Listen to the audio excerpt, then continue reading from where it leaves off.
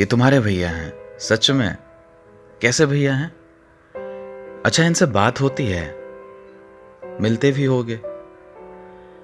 ऐसे प्रश्नों का सिलसिला चल के एक कॉमन सवाल पर आकर अटक जाता था और मेरा जवाब इसके लिए हमेशा तैयार होता कि कोई एक्टर तुम्हारा भाई कैसे हो सकता है।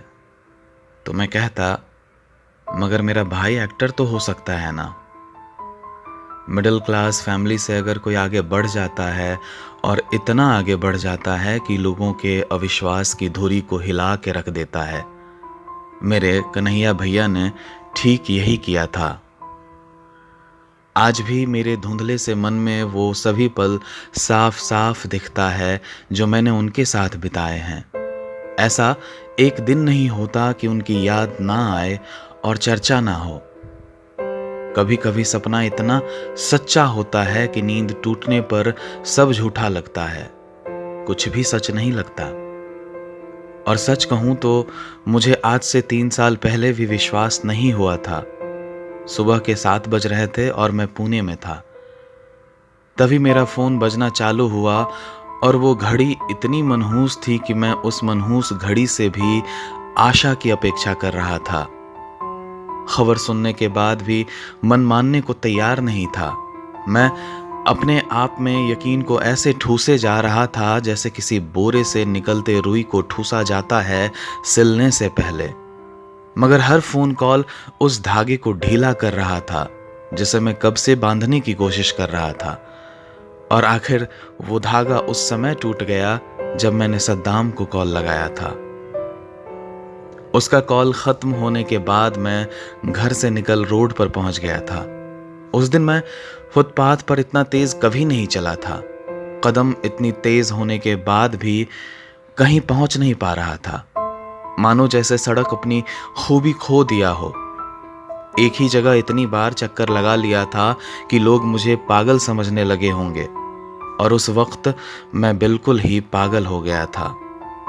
बुरा वक्त कितना लंबा होता है इसका एहसास मुझे तब हुआ जब मैं उस दिन सुबह को निकला, शाम में वाड़ा पहुंचा था।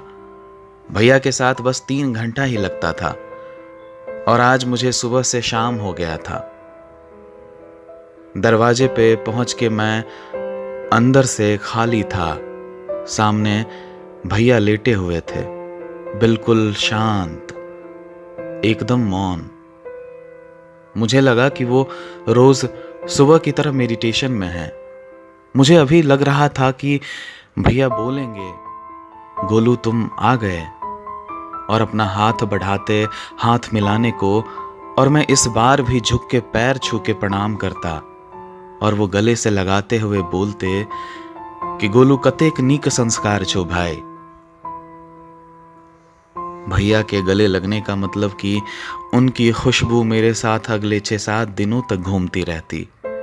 उन्हें परफ्यूम का बहुत शौक था और कलेक्शन भी उसी मात्रा में थी उनके पास। अब लोग उनको उठाने लगे थे अंतिम यात्रा के अंतिम पड़ाव को ले जाने के लिए, और राम नाम सत्य है कि गूंज ने मुझे कुछ देर के लिए याद से बाहर खींच लाया था। हम चल पड़े थे उस यात्रा में जिसका कभी कोई कल्पना भी नहीं कर सकता था, मगर सच्चाई अब वही एकमात्र है।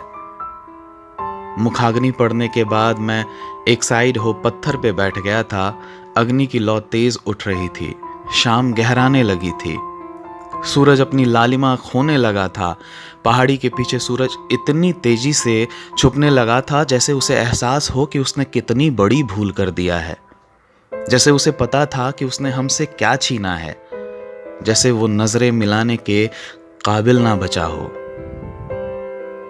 रोशनी अब चिता से उठ रही लौ से हो रही थी और वहां शांति भरने लगा था। सन्नाटों के बीच सिर्फ अग्नि के लौ की धधक सुनाई दे रहा था और कुछ सिसकियां। पत्थर पे बैठे बैठे मैं सुन्न हो रहा था और एक तक चिता को ताके जा रहा था। आंखों में चिता की आग इतनी बस चुकी थी कि अंधेरा भी लाल नजर आने लगा था। ऊपर से माघ का उचट मौसम पीड़ा को और गहरा रहा था। मैं बार बार फ़ोन में भैया के साथ हुआ आखिरी चैट पढ़ रहा था जिसमें हमारी बात हुई थी कि रेस 3 के शूटिंग के बाद वाड़ा चलेंगे गोलू छुट्टी मनाने। 1 अप्रैल के बाद खाली रहना। जिंदगी क्या खूब खेलती है इसका एहसास हो रहा था और हम कितने बेबस होते हैं उसके सामने ये भी महसूस कर रहा था। मन हो आया कि अब रुकना किसके लिए है। जो अपना था वो कुछ ही पलों में राख होने वाला है। चलने को उठा ही था कि अभिलाष मेरे तरफ बढ़ा आ रहा था और बोला कि मैं मुंबई के लिए निकल रहा हूं। मैं भी उससे पूछा कि मुंबई तक लिफ्ट दोगे क्या। मैं भैया के साथ बिताए अब तक के पलों को समेट निकल गया। आज उस दिन का 3रा साल है। 3 साल का वक्त मुझे उतना ही तेज से बीतता नजर आ रहा है जितना तेजी से मैं उस दिन फुटपाथ पे पागलों की तरह चल रहा था और वो वक्त उसी तारीख पे चल के अटक गया है और बस अब साल बदल रहे हैं। जिंदगी यही है, याद को यूं ही लेकर चलना होता है। जिंदगी है एक अपना है और जब ये धोखा देती है तो हम इससे नाराज भी नहीं हो सकते। और बावजूद इन सब के ए जिंदगी चल तेरा शुक्रिया, शायद मिले ना तू कल की सुबह जो दिया हमने हंस के लिए। ए जिंदगी चल तेरा शुक्रिया।